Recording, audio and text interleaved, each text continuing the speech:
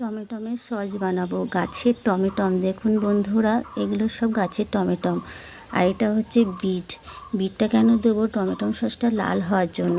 আর এখানে আছে পেঁয়াজ, একটু পেঁয়াজ দিলে সসটা একটু টেস্ট হয়। আমার সসের টমেটমটা সিদ্ধ হয়ে গেছে। এইভাবে টমেটমটা ঘষে ঘষে নেব। নেওয়ার পরে যে টমেটম এটা বেটোবে ওটা দিয়ে সস করব। এখানে টমেটমের সস শেষ না, এখনও সসের জিনিস বাকি আছে। এখনও চিনি পড়বে, এখনও তেঁতুল পড়বে, দিয়ে সস বানাবো।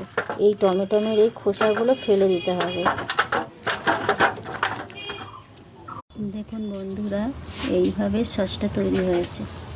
সসটা পুরো তৈরি হয়ে গেছে। এখন আমরা নামিয়ে নেবো সসটাকে।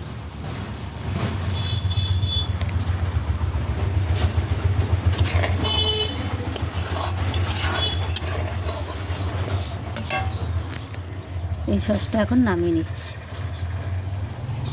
আমি এতক্ষণ যে সস বানানোর রেসিপিটা দেখিয়েছি, এই এখন কমপ্লিট হয়ে গেছে, ঠান্ডা হয়ে গেছে। দেখুন বন্ধুরা, সস তৈরি হয়ে গেছে। এখন আমি কাচের বয়ামের মধ্যে ঢেলে রাখবো।